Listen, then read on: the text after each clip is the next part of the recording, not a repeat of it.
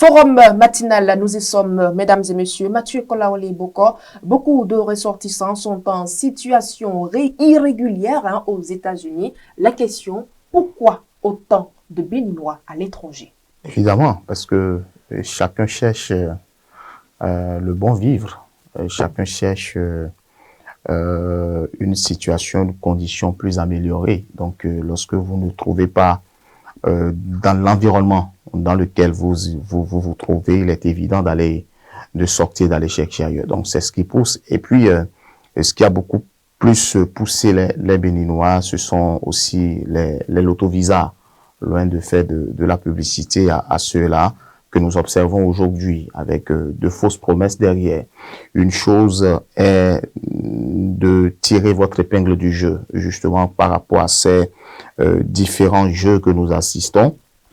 Et puis, quand vous êtes envoyé là-bas, la réalité se présente à vous parce que il faut une nouvelle procédure pour pouvoir être accepté dans les pays. Ce n'est pas comme la nôtre ou bien le nôtre où lorsque vous venez, vous êtes libre de circuler comme vous voulez, même si votre visa est arrivé à expiration. Bon, vous avez encore l'obligation de rester encore quelques temps avant de régulariser votre situation. Le 47e président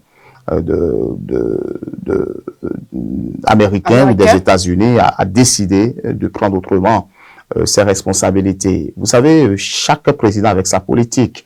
Et lorsque vous connaissez Donald Trump, qui est toujours exigeant face à certaines choses, bon, vous vous dites que ça devrait arriver parce que tout le monde est là-bas, mais tout le monde n'a pas vraiment les conditions réunies pour pouvoir rester aux États-Unis. Donc, après étude, après évaluation, Donald Trump a jugé utile de pouvoir rapatrier, non pas seulement c'est les Béninois, hein, il y a plusieurs nationalités. Donc, je pense qu'ils sont à peine 1 million et quelques. Et je pense que Donald Trump a décidé parce qu'on a jugé inutile qu'ils restent encore aux États-Unis, parce que ça leur crée assez de soucis, parce que tant qu'ils sont là, ils sont sous la responsabilité de l'État. L'État est contraint à pouvoir les protéger au fur et à mesure. Les gens se secouent même pour chercher des papiers, être américains, voilà, de nationalité.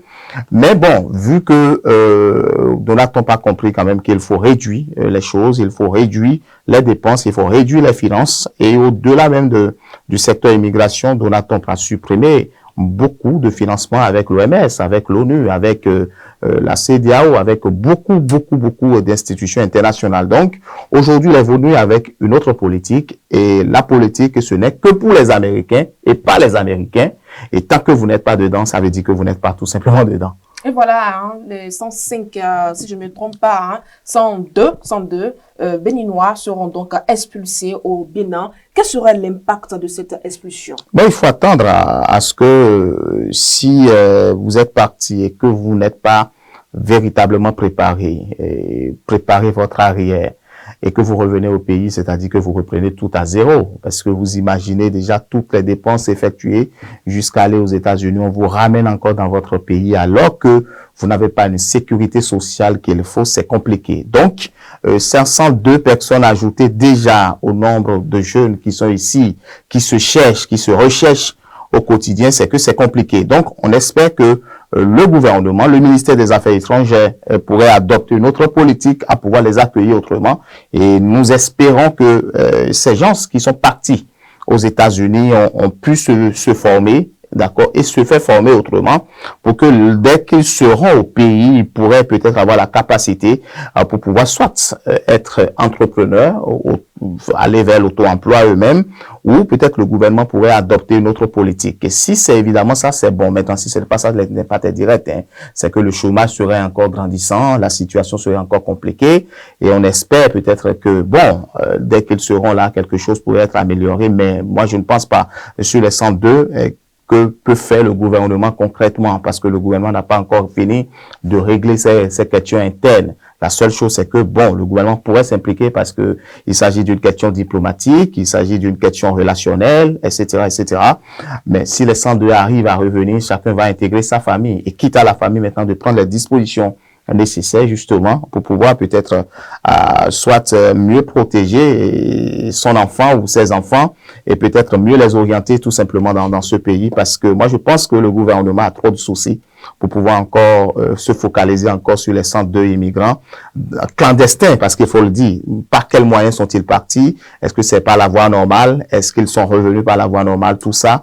Mais la seule chose que le gouvernement peut faire, c'est d'assurer leur protection jusqu'à destination. Le reste peut-être sera fait après. Et j'espère que toutes les associations impliquant dans l'immigration, dans les droits humains, pourront peut-être s'impliquer et mieux trouver solution à ces 102 Béninois qui viennent, parce qu'après tout, ce sont des compatriotes. Béninois. Merci à vous, Mathieu Kolaoleboko. Mesdames et messieurs, le forum matinal, c'est terminé pour aujourd'hui. Nous allons marquer une courte pause publicitaire et après, on vous invite à suivre la météo de ce jour.